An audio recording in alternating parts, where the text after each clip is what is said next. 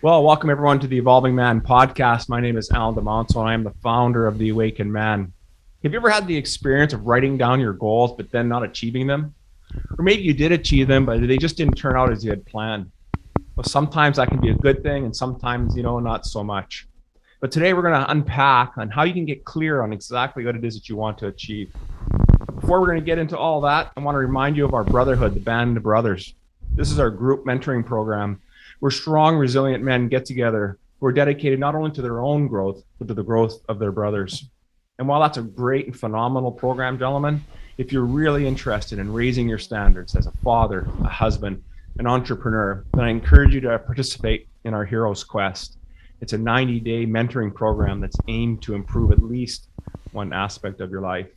Now, where can you find all this stuff? Well, you can find it at our membership site at members, that's plural, members.theawakenedman.net. Today's man knows who he is, where he stands, and what he aspires to become. Solid in his convictions, owner of his destiny, ever evolving into husbands and fathers our wives and children expect and deserve. We are the masters of our life and the leaders of our homes and community. Welcome to the movement. Stay strong, my brother.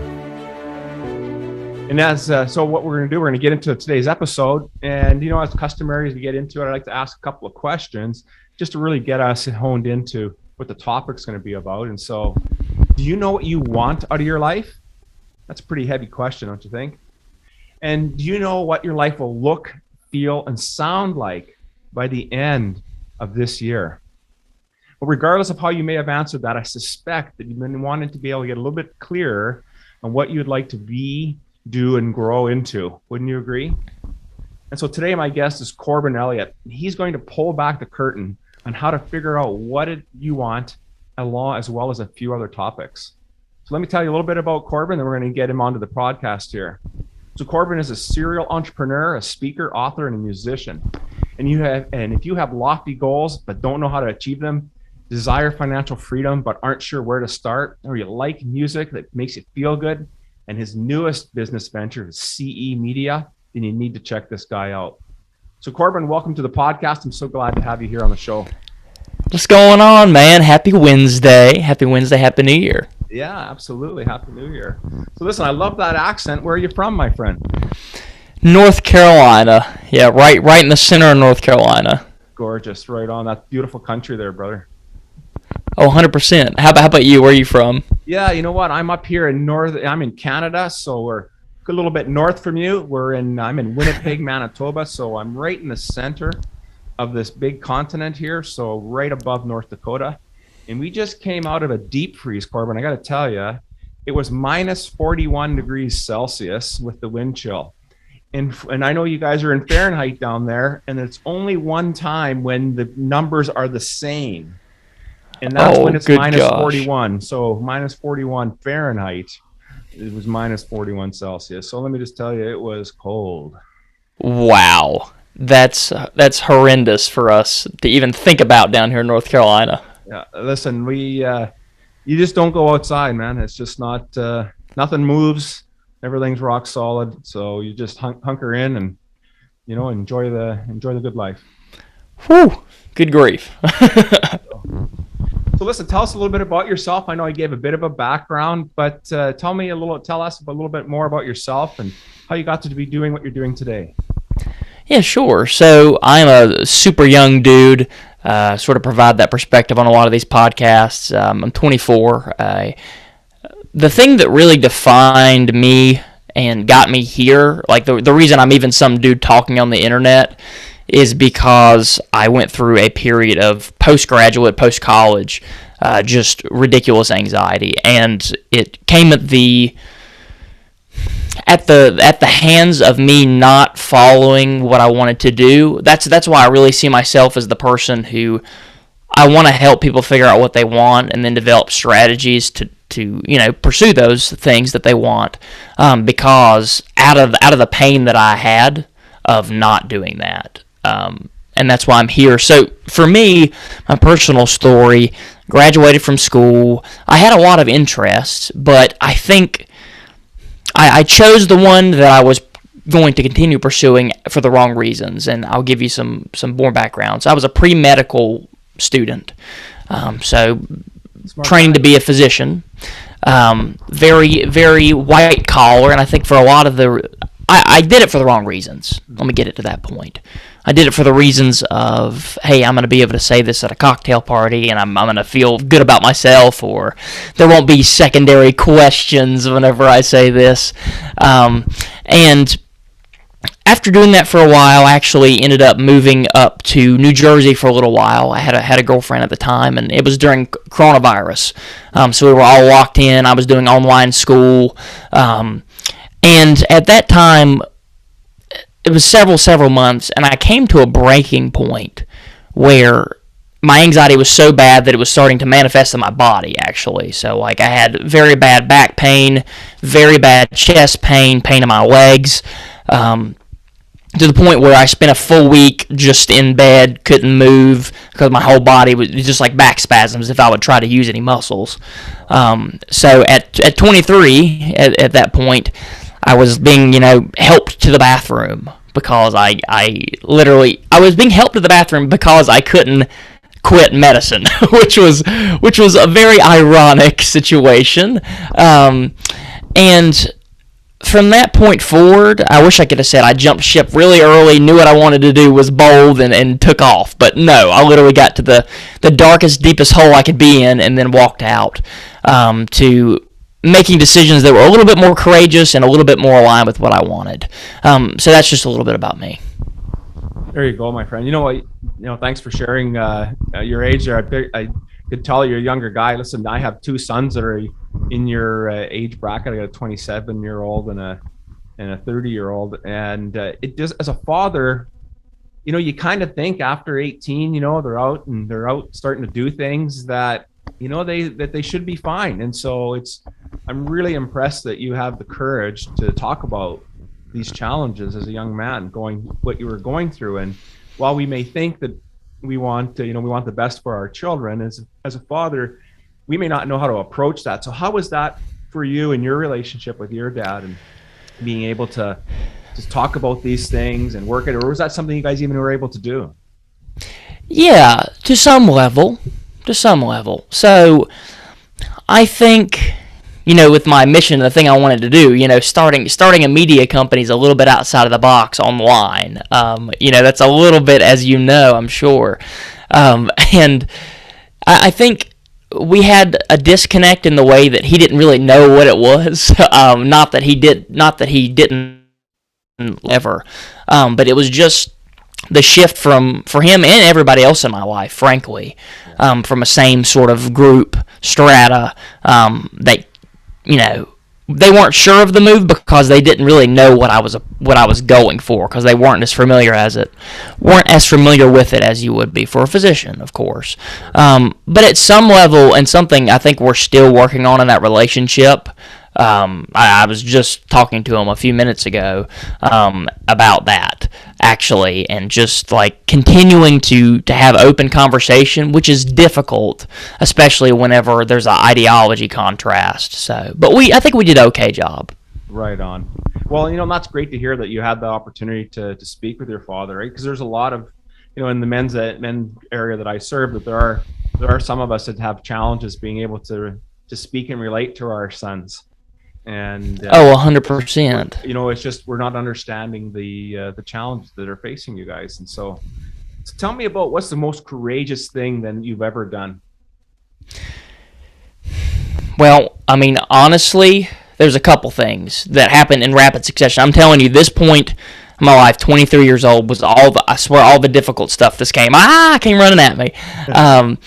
Because I was graduating school, lots of changes, right? It's one of those central turning points. So one thing was not doing medicine anymore, believe it or not, and pursuing a completely different route. Something that was not stable, something that was not, the good job that, everybody expects you to have, that sort of thing. Another thing was breaking up with my longtime girlfriend, who, it was a similar situation to where it was like, really a great person, and awesome person, but it was just like it was not a match for what we wanted long term. And I was at a point, I'm still working out of this point, I'm learning every day about getting clear about what I wanted. And I find that if you're not clear about what you want and you're in a relationship, it's hard to make that relationship really good, because you need to align wants in a relationship. And if one person isn't clear, it's problematic. And that's where I was. So making the decision to actually end that was really tough too. I would say that was courageous just from an emotional perspective. So honestly, those are two big things that happened right next to each other. Well, and listen, my friend, those are two huge life-changing events that a lot of us will go through ultimately in our lives, and you did them almost together, right? Changing careers, yes. And losing, and I'll say losing a loved one, someone that you care for, because it's time for a change, and that can really put a lot of pressure on an individual to either make a decision or not. And so, kudos to you for having the gumption to be able to recognize that you needed to change. Obviously, the physical stuff was a big indicator for you, but even to dig a little deeper and look at a broader picture shows so much maturity for a young guy, and I think that's outstanding, Corbin. Really good. Well, thanks, man. And like you're talking about getting the gumption to do it, man, it wasn't quick. Like I said, I didn't notice early in the process and been like, oh yeah, the career's not for me and the relationship isn't working the way I wanted to. Like, no. It was like indecision for a long period, which is the torturous part, right? Yeah. And then finally at the end of it, then breaking it off. I could have gone longer, probably, but I am really glad that I did have the courage to make those decisions, because I do think I'm better for it. 100%. I agree. And the challenge and what you're really telling us is that, you were already starting at 2024 to find your identity, to know who you are as a man, and to be able to stand in that truth, no matter how painful that was going to be, especially in the short term. 100%. So tell me a little bit more about what would be your secret then to be able to feel good. You're in that time frame, you're not really feeling good about life, but what's your secret today? Yeah, so this is one of the tools that I use to get myself out of the really rough spot.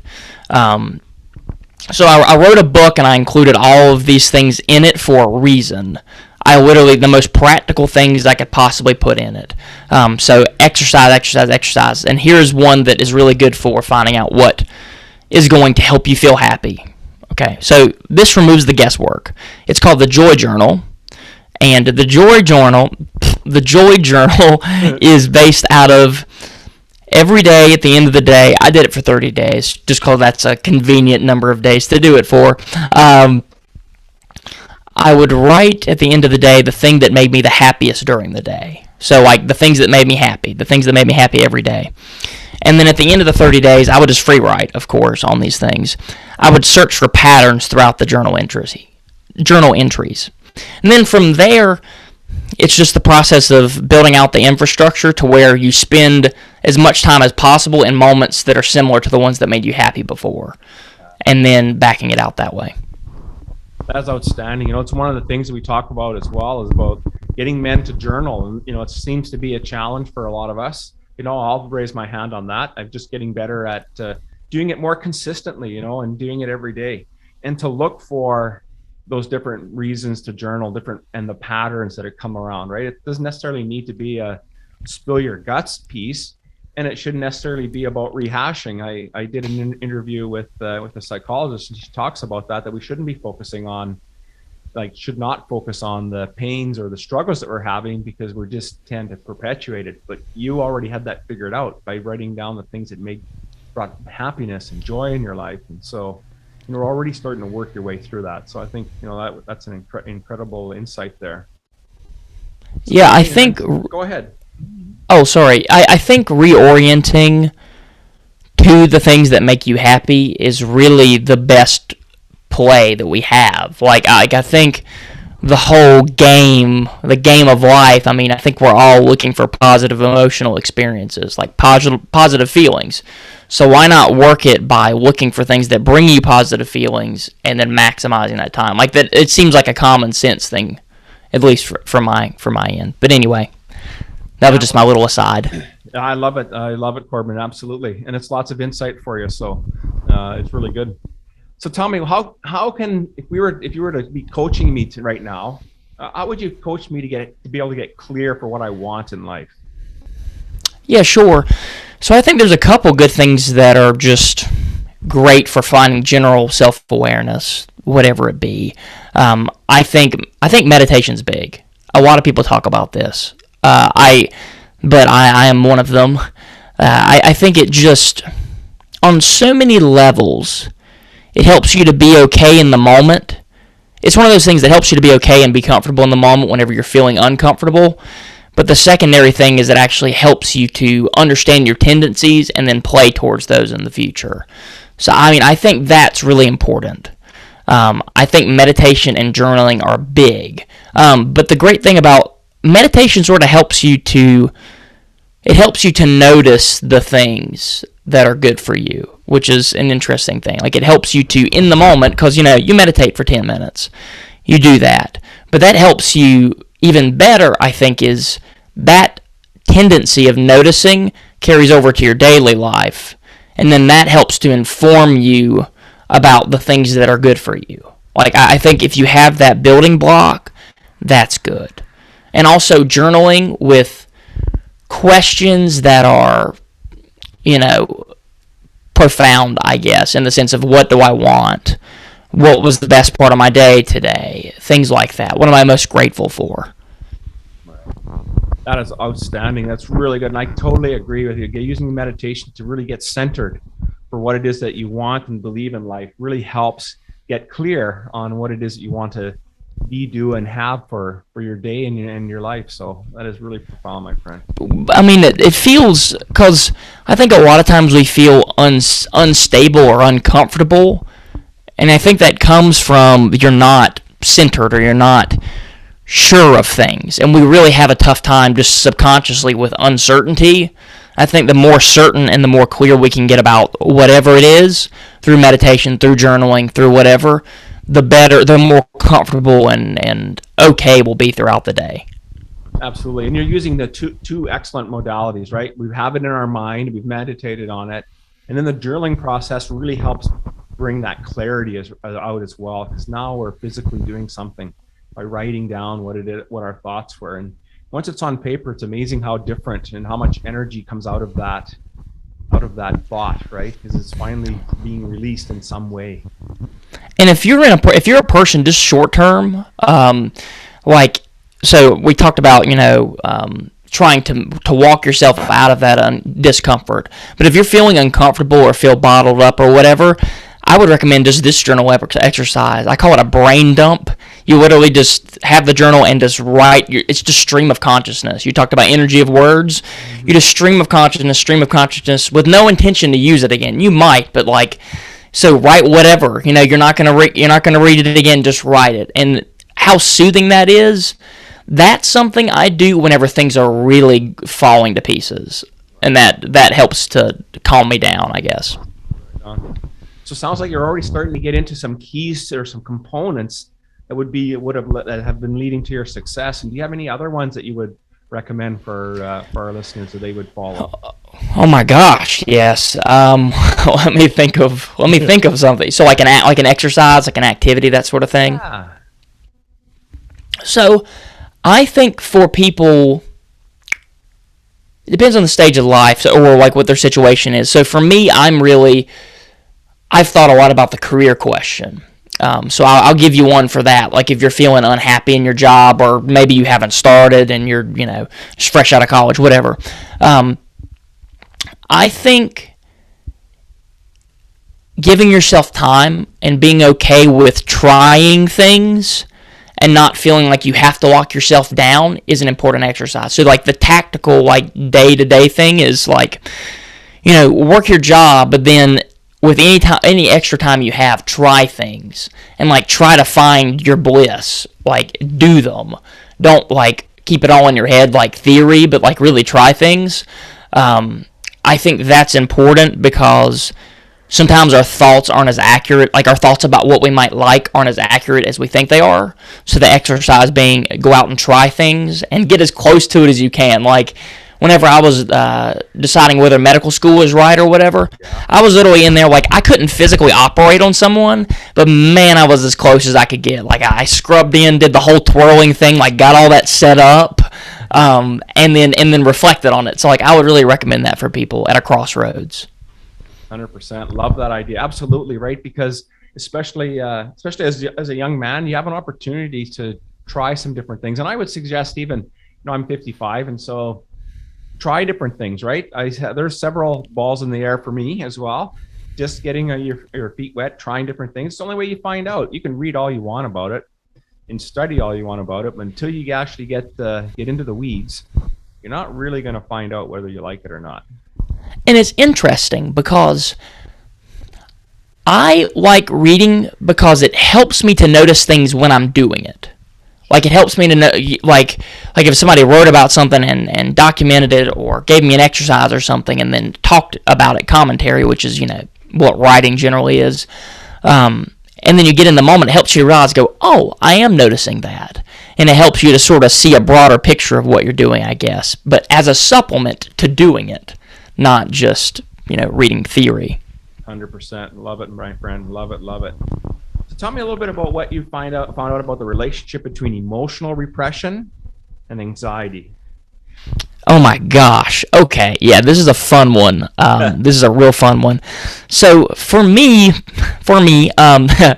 whenever I was in the process of, like, I knew I didn't want to be a doctor. Okay. I knew that. And it's so weird. There's like a self that is you inside that's either going to be trapped in there or you're going to let it pour out into the world. So, like, if you know you want something, and this is the question I would recommend you all asking yourself, and you may be shocked at the answer you receive. What do I know that I wish I didn't know? That's a wild question. But think about that for a minute and see what comes up, because for me, in that whole period of, I don't know if I should move off of this doctor thing and do something else, when I asked myself that, I got an answer. And yet, I let all these other factors, right, hold me in place, hold me in my box. So the relationship between anxiety and emotional repression is, if you keep that person, if you keep that self inside of you and you don't let it express itself, you don't do what you know you want to do, then you get anxiety. So, like, emotional repression begots anxiety. Yeah. is the idea there. And it's interesting because even now, whenever I'm noticing that I'm repressing something, or I'm not, like, pursuing something that I want to be pursuing, I'll get a tinge of anxiety right here in my chest every time it'll happen, and that lets me know that I'm repressing something and not expressing something to someone, or I'm not doing something that I want to be doing, one or the other. So that's a little blank standpoint for that. Man, you brought a lot of great stuff to this call there, Corbin. Just love it. Tell me, what are you working on now? You mentioned at the start here that you started a media company. So, but what are some specific things you're working on right now? So I, just like you, I run a podcast. So we are in our 4th season now. We actually just got started on that. And until this season, it's actually all been audio. So it's been like Spotify, Apple Podcast, like all those places, But now I'm actually adding a visual component to it. And we are shooting for YouTube. So what I've been working on here recently is learning how to shoot video, how to shoot it in the highest quality it possibly can be shot in. Because actually after this, I'm going to record my first episode of shooting high quality video for YouTube. Nice. So that's the thing that I'm literally doing in my moment. But a lot of the best ways to see my stuff is the podcast. It's everywhere. It's called the Peace and Purpose Podcast. So if you look that up anywhere, it'll pop up. If you look it up on Google, we're the whole first page. We also have a website. That's a great place to find us, actually. So it's called affectmediaproductions.com. And the reason for the website is that's a place where we will aggregate the videos and the podcast, and then also we'll have a secondary offering, which is music. So I was a touring musician in college, actually. So I did that a lot, and we're going to incorporate that into the company as well. But it's everything I do is the combination of two things. It's the entertainment value of something like Netflix and the well-being benefits of something like a book on psychology. It's like those two things in one. So that's how the podcast will run, especially now in the 4th season. I'm really focusing on entertainment. And then the music will do the same thing. So the music will be based out of my own experience, especially eventually with these originals. So hopefully it'll be entertaining with the music, and then also pass along some wisdom. And that's the same thing for the podcast. So Effect Media Productions is where we do all that stuff. Outstanding. Well, I want to thank you, Corbin, for spending time with us today. We unpacked it quite a bit, and hopefully we're able to shed some light on helping people get clear on what it is they want out of life. And thanks for sharing all your information. I'm going to put all that info on how to reach Corbin in the show notes. So don't worry about it. We'll get it all in there for you. And I just want to say thank you, brother, for being on the podcast. I really enjoyed it. And thanks for having me, man. This was a great time. Right on. Thank you for listening to the Evolving Man podcast. Are you ready to own your destiny? To become more the man you are destined to be? Join the brotherhood that is The Awakened Man at theawakenedman.net and start forging a new destiny today.